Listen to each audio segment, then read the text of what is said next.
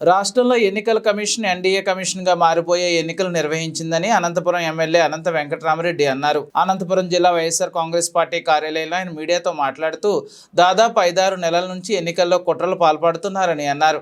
TDP నాయకులు చెప్పినట్టుగా అధికారులను బదిలీ చేస్తూ వెళ్లారని, ఇప్పుడు అదే ప్రాంతాల్లో హింసాత్మక సంఘటనలు చోటు చేసుకున్నాయని ఎమ్మెల్యే అన్నారు. తాడిపత్రిలో 256 పోలింగ్ స్టేషన్లు ఉంటే 136 పోలింగ్ స్టేషన్లు సమస్యాత్మకంగా ఉన్నాయని, వాటిల్లో కనీస జాగ్రత్తలు కూడా తీసుకోలేదని ఎమ్మెల్యే అన్నారు. ఇది పూర్తిగా ఎన్నికల కమిషన్ వైఫల్యమని అన్నారు. ఎమ్మెల్యే పెద్దారెడ్డి ఇంటికి వెళ్లి ఇలా దాడులకు పాల్పడడం ఏమాత్రం సరైనది కాదని ఆయన విమర్శించారు. ఆలస్యంగా దీనిపై స్పందిస్తూ ఎస్సీ అడిషనల్ ఎస్పీపై వేటు వేశారన్నారు.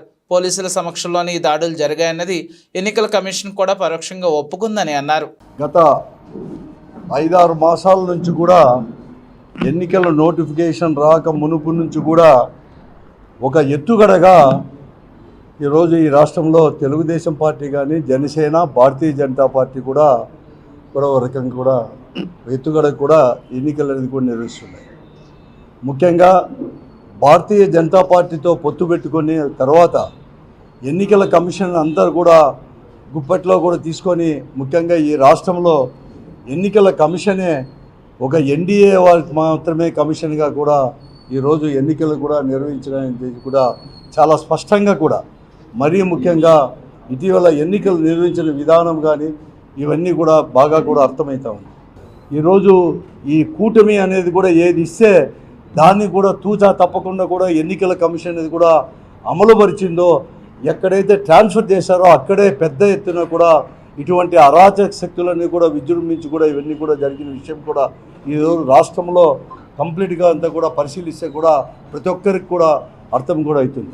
అలాగే ఈ తాడిపిత్రుల్లో కూడా దాదాపుగా కూడా 274 పోలింగ్ బూతులు ఉంటే 136 పోలింగ్ బూతులు వచ్చి ప్రాబ్లమాటిక్ అంటే సమస్యాత్మకలు అని చెప్పేసి గుర్తించినా కూడా ఆ 136 కేంద్రాల్లో కూడా ముందస్తు చర్యలు కానీ అక్కడ చర్యలు కూడా తీసుకోలేదు. కాబట్టి ఇంత పెద్ద ఎత్తున కూడా జరిగే విషయం కూడా కల్లర్లు కూడా జరిగాయి.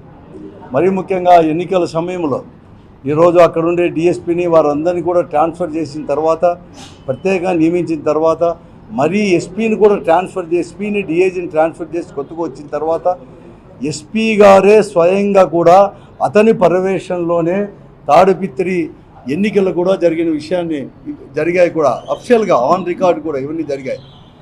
ఎన్నికల రోజే అతని వెహికల్ పైన రాళ్ళు కూడా వేయడం జరిగింది. అలాగే పెద్దారెడ్డి వెహికల్ పైన కూడా రాళ్ళు కూడా వేయడం కూడా జరిగింది. అలాగే పెద్దారెడ్డి కూడా ఎన్నికల రోజు ఎక్కడికి ఏ బూత్ దగ్గర పోయినా ఎక్కడ పోయినా కూడా వెంటనే తెలుగుదేశం పార్టీ అభ్యర్థి ప్రభాకర్ రెడ్డి గారు కానీ ఆయన రావడం కానీ, ఆయన వెనుకల ఏఎస్పీ రామకృష్ణ గారు వెంటనే ఆయన రావడం కానీ ఇవన్నీ కూడా జరుగుతుందంటే ఒక ప్రీ ప్లాన్డ్గా అనేది కూడా ఈరోజు తాడిపిత్రుల్లో కూడా ఎన్నికలు కూడా జరిగాయి. పెద్దారెడ్డి ఇంటి పైన ఒక కాలేజ్ గ్రౌండ్లో ట్రాక్టర్లతో రాళ్ళు తీసుకొని వచ్చేసి క్రాకర్స్ తీసుకొని వచ్చేసి పెద్దారెడ్డి అంటే ఎమ్మెల్యే గారి ఇంటిపైన, పెద్దారెడ్డి గారి ఇంటిపైన కూడా వేసినా కూడా ఎక్కడ కానీ చర్యలు కూడా తీసుకోలేదు. వారి యొక్క వీడియోలు అనేది కూడా చూస్తే ట్రాక్టర్లతో తీసుకొని వచ్చిన పోలీసు వాళ్ళు కూడా ఇది ఎక్కడ చూసినా అన్నీ కూడా ఉన్నాయి. పోలీసు వాళ్ళు కూడా ఆ మాబు వెనకలే ఉన్నారు కానీ ఎక్కడ కానీ చర్యలు కూడా తీసుకోలేనివి కూడా. తర్వాత ఆ పొద్దు రాత్రి కూడా పోలీసు వారే పెద్దారెడ్డి ఇంటి దగ్గర పోయారు.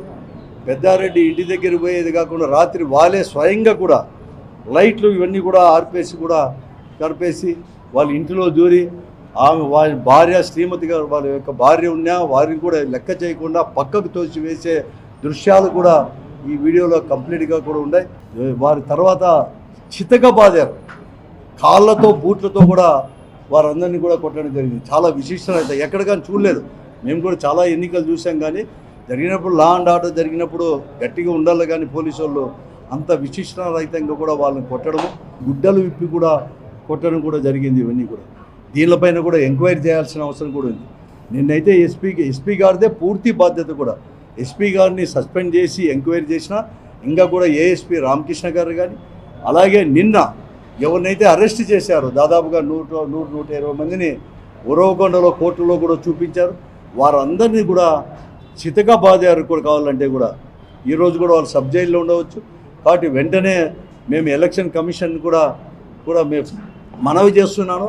ఇక్కడ జరిగినట్టు వారు కూడా ఒప్పుకున్నట్లే, ఎందుకంటే నిన్న వారిని సస్పెండ్ చేసి వెంటనే దాన్ని ఎంక్వైరీ చేయడం అంటే వారు కూడా పూర్తిగా కూడా ఒప్పుకున్నట్లే. కాబట్టి దీనిపైన కూడా తర్వాత అరెస్ట్ చేసిన వారిని విశిష్టంగా కొట్టిన దాన్ని కూడా ఎంక్వైరీ చేసి వారిపైన తగు చర్యలు కూడా తీసుకోవాలని చెప్పేసి కూడా మేము డిమాండ్ కూడా చేస్తున్నాం.